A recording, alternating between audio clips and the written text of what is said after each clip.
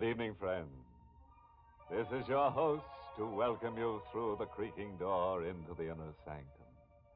Come in and let me introduce some new guests. Now, first, here's Merwin, the mathematical murderer. Merwin says that the shortest distance between two ears is a straight cut across the throat. This geometric goon divided 3 victims with his knife, but to me it just doesn't add up. Now meet Edgar, the electrical killer. At school, this character was voted the most likely to shock 'em dead. Edgar's wife was a dull dame, so he plugged her into a wall socket. Now you should see the way she sparkles. Yes, sir. Now she's the light of the party.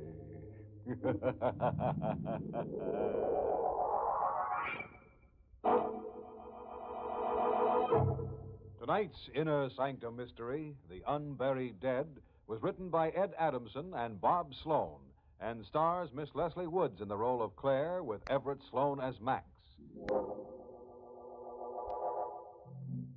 Say, folks, if you hear a blood-curdling scream, it's just our pet vampire Oscar howling outside.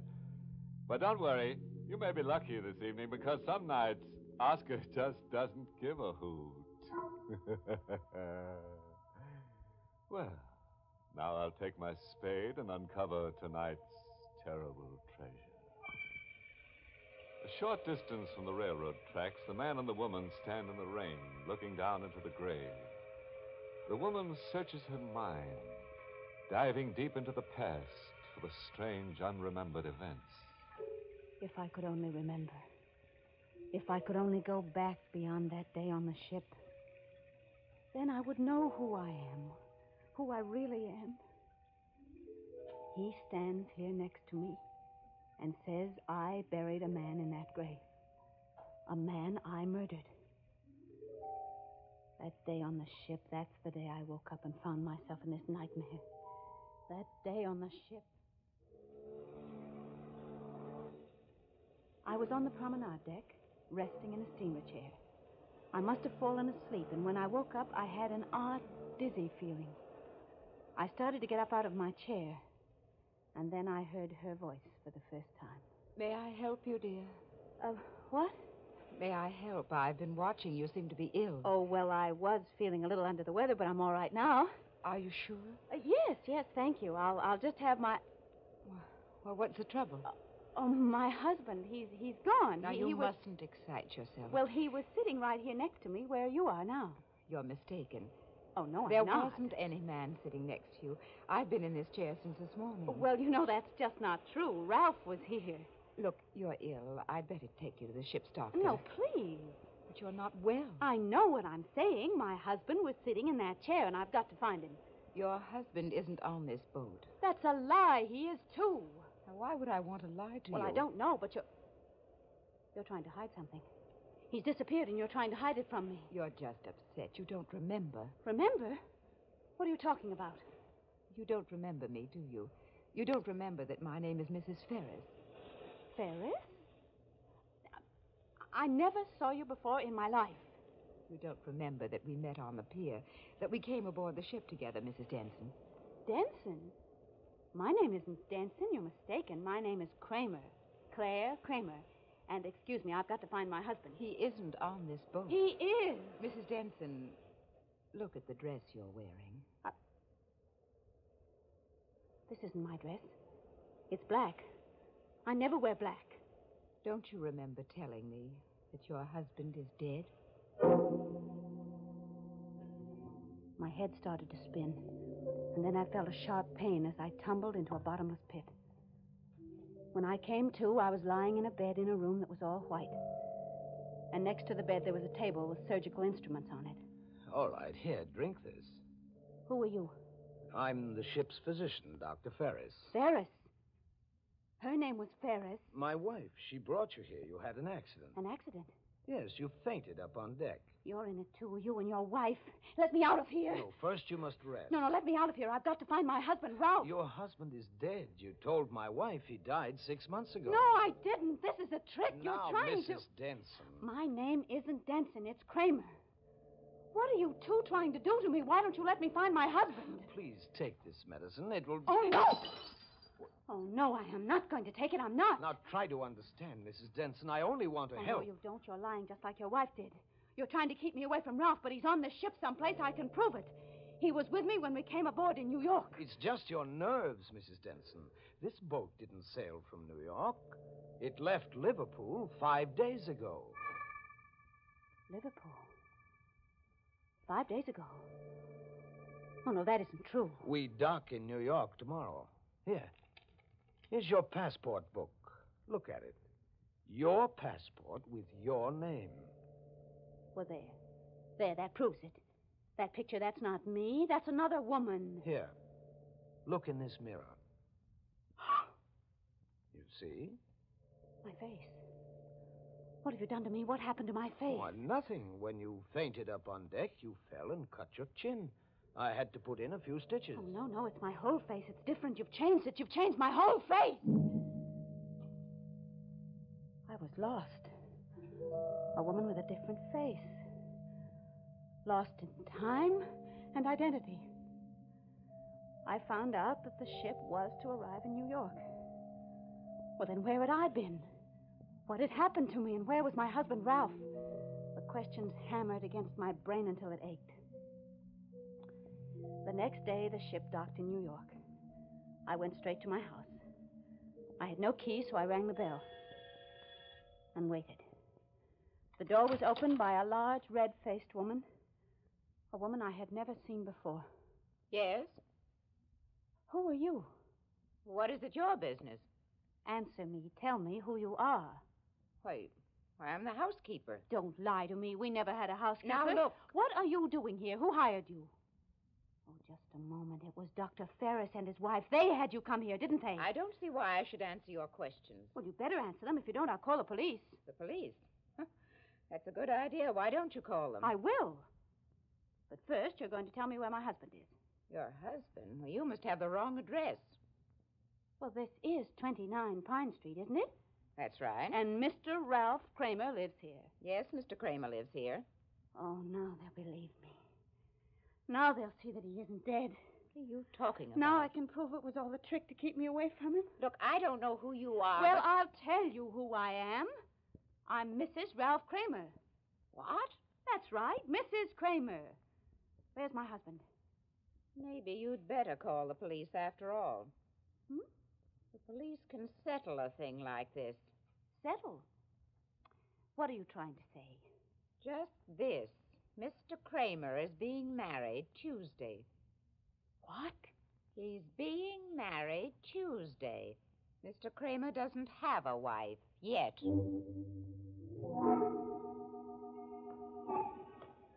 I left the house and walked blindly down the street. She said Ralph was being married Tuesday.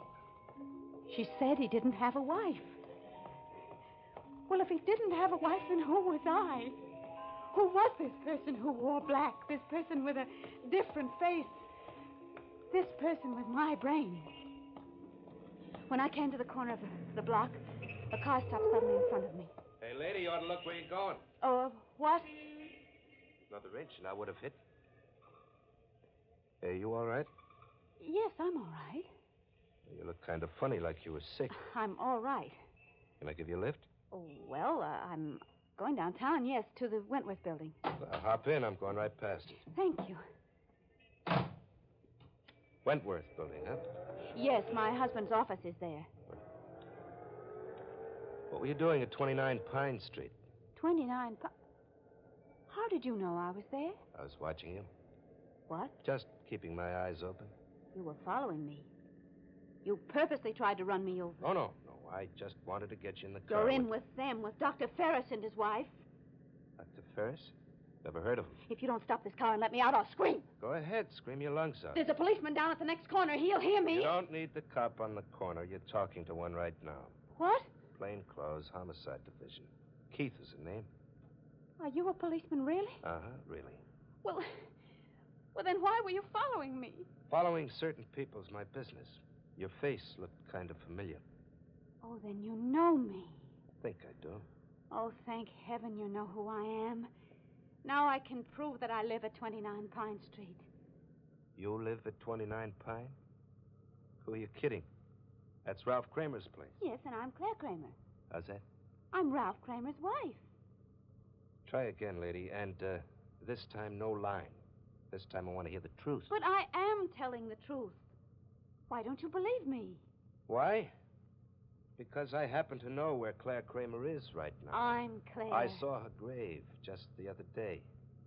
Her grave? Mm-hmm. She's in the same cemetery as my brother. Claire's been buried there for 6 years. Keith was too glib. His remarks were too sure. As if he'd been hired to say them. They were all in it together, trying to frighten me, trying to keep me away from Ralph. I was almost sure Keith wasn't a detective, but I had to be positive. I had to catch him in a lie. By the time I got out to the cemetery, it was dark. I walked along the deserted path, flashing my light as I passed the gravestones. Hello? I've been waiting here for you. Oh. I turned my flashlight on his face. It was Keith. His lips were twisted in a sly smile. Is this what you were looking for? I sent the beam of light in the direction he pointed. The shock ripped through me like a knife of fire. What I saw wasn't believable. Well, there it is. You satisfied now, lady? It was a tombstone, and the letters carved on it said, Claire Kramer, died May 13th, 1943.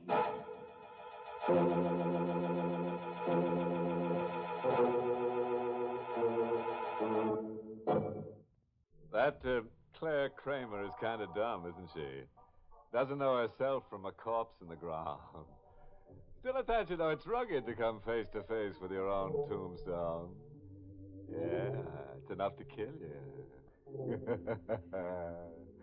Claire's what you might call a real dead-end doll.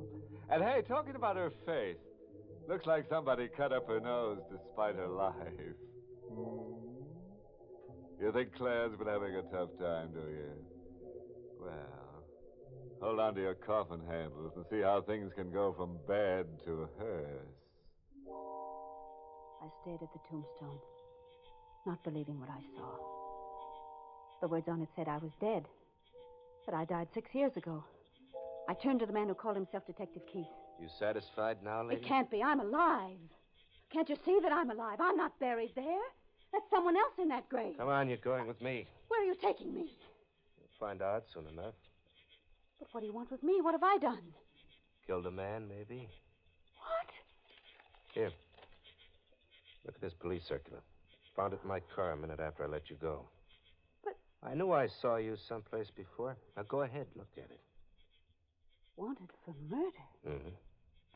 And the picture there is yours, or your twin sisters. That's not possible. Come on, let's go. Wait, can't you understand? I'm not this woman in the circular. Pictures don't lie. I'm not her. I may look like her, but I'm Your not. fingerprints will settle it. We've got her fingerprints on the circular. Now all I have to do to check is get yours. Now let's go. Hey, wait! I wrenched myself loose from his grip. Stop! I started down the path between the graves. Stop, you fool! Stop I kept running. One of his bullets burned through my left arm with a terrible tearing pain. In a moment, Keith was standing over me. I wasn't smart. The next shot, and I would have killed you. Now, come on, get up. The flashlight was still in my right hand when he bent over to pull me against the side. Oh. He tumbled sideways to the ground, unconscious. Then I got up and ran. I ran as fast as I could.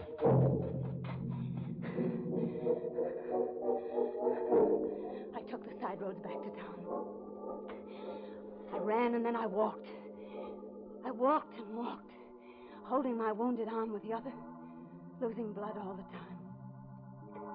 Then I saw the shingle outside of the house. Dr. Bennett. By the time I staggered into his office, I was nearly fainting. But I was lucky the doctor was alone. There you are, Mrs. Kramer. You'll be all right now. Thank you, Dr. Bennett. You still haven't told me how you happened to get that wound. Oh, no, I didn't. Well, I was carrying a jar. No. And... Mrs. Kramer, it wasn't a job. But The bullet was still lodged in your arm. Who shot you? I don't know his name. I have to report this, you know. You better tell me the truth. I am telling you the truth. Doctor, do you know anything about fingerprints? A little. Why? Well, look. Look at the fingerprints on this circular. Mm-hmm. And now, look at the ones on my hand. Would you say they're the same? Yes, I would. Of course, I'm no expert. Neither am I. But I can see now those are my fingerprints on the circular. The same scar on the right thumb. Somebody's done a perfect job of making me look like a murderer. Mrs. Kramer, I'm afraid I must report this to the police and let it go at that. I couldn't let him do it. He had his back to me. I lifted the paperweight from his desk. Just as I raised my hand, he turned. Mrs. Kramer, don't! I struck him hard on the head. He dropped to the floor, and I bent over him. As I listened to his uneven breathing, a roaring thought drove through my mind. Kill him, the thought thundered. You are a murderer. Kill him, kill him. I brought the paperweight up, and I struck him again. And he was dead. Now I really was what they made me. A murderer. I had to hide. I couldn't go to see my husband, Ralph, until I was sure I'd be safe. I went to a town across the state line, and I hired a room in a cheap hotel. For 3 days, I only left the room to eat. It was on the 4th day that it happened. I had just come back from dinner and closed the door behind me. Hello? Oh! As he got up from the chair and came toward me, I reached for the gun in my purse. You won't need that gun, Claire. There isn't a cop within a mile of this place. Who are you? Don't you remember little old Max? You know, Claire, I never thought I'd see you again. Then when I read about it in the papers, I knew you'd come to this flea bag to hole up. Why did you do it? I couldn't help myself. He was going to turn me over to the police. Oh, you got me wrong. I'm not talking about the doctor. I mean Steve. Steve? Hey, what's the matter with you? You act like you're off your rocker. I don't blame you for knocking off Steve. That louse had it coming. Steve? Yeah, he had it coming to him good. Hey, what are you looking at me that way for? I'm just trying to think. Why, you should have done some thinking before you buried Steve's body where you did. They found it 2 days later. I've got to get out of here. Don't be a chump. You'll get I've nabbed. got to take that chance. Have you got a car? Yeah, sure I got a car, but you take advice from little old If you're my Max. friend, really my friend, you'll help me. Well, I was always on your team, Claire. Name it. Where do you want to go? Back to Mason City. I've got to see my husband. We drove back across the state line to Mason City, to my house on Pine Street. Max waited in the car. The house was dark, except for a light in the study. I stood on the terrace outside the French doors, and Ralph was sitting in the room alone, reading a book. I opened the doors quietly. I tried not to frighten him. Ralph? Ralph! Who's there? So dark here I can't... It's Claire. I've come back. Claire, I've come back, Ralph. who are you? What are you doing here? Oh, darling, don't you recognize? Get out of this house. Get out before I call the Ralph, police. listen to me. I said get I've out. got to make you understand I'm your wife. My wife is dead. Now either you get Ralph, out or... listen to me. You mustn't believe what they've been telling you. They wanted you to think that I was dead, but believe me, I am your wife. I'm Claire. Claire is dead. I've never seen you before, never in all my life. Claire Kramer died 6 years ago. Oh, then you're in on it, too. In on it? What are you talking about? Tomorrow is Tuesday, isn't it? The housekeeper told me. That's the day you're being married. That's right. What about it? Now I know. Now I understand. You never did love me, never really. Now I know who's to blame for all those terrible things I've been through. You! Put that phone down. I never argue with a lady. Especially when she has a gun in her hand. It's all so funny, isn't it? You had it all planned, didn't you? You wanted to marry someone else. You wanted me out of the way. Well, then why didn't you have them kill me? It would have been better for me to be dead than to be like this. It would have been wonderful to be really dead. Oh, I don't know what's in your mind. but What's you in cer- my mind? I'll tell you. This. Oh! Thank me, Ralph. Thank me for being kinder than you were to me.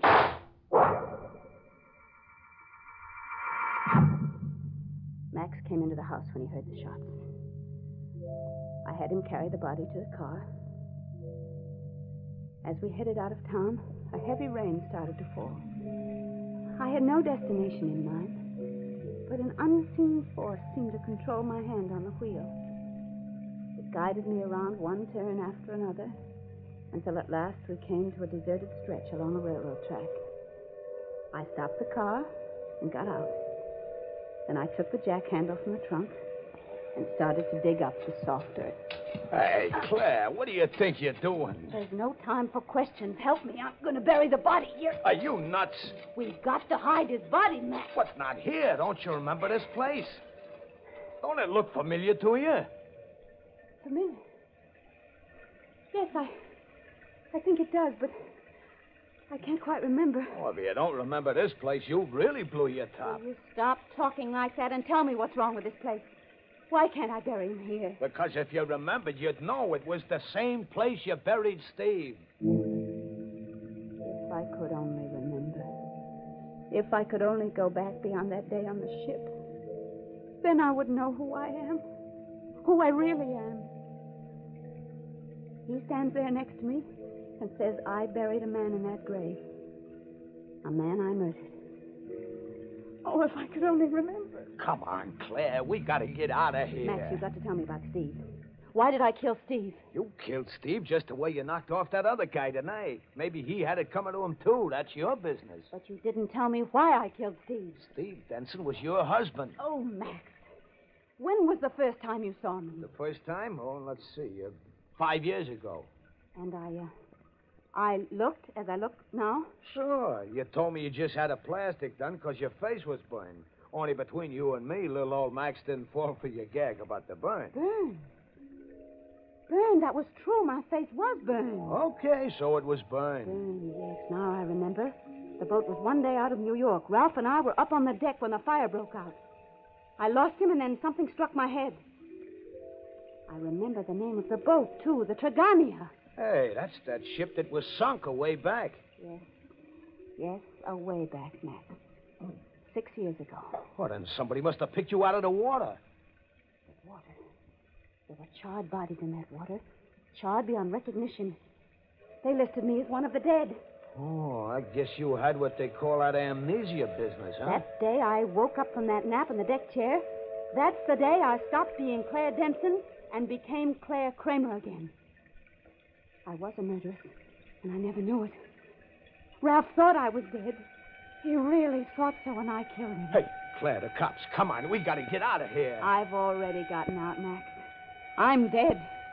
Dead and buried. Oh, stop talking that crazy talk. Come on, before it's too late. It's already 6 years too late, Max. Hey, you can't skip the cops by going over the tracks. Come on back, Claire, and get in the car.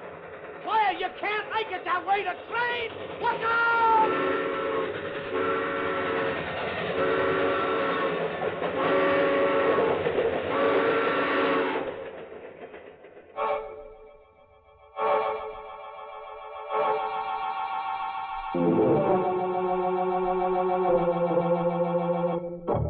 Oh, the cops finally got Claire on those railroad ties.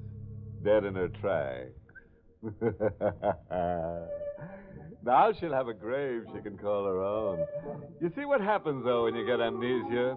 You forget the people you leave around dead. Oh, by the way, for you forgetful wives, there's a moral to tonight's untidy tale. It's from the pen of that absent-minded philosopher, Scatterbad Brain. Always remember, the quickest way to a man's heart is through his chest, with a bullet.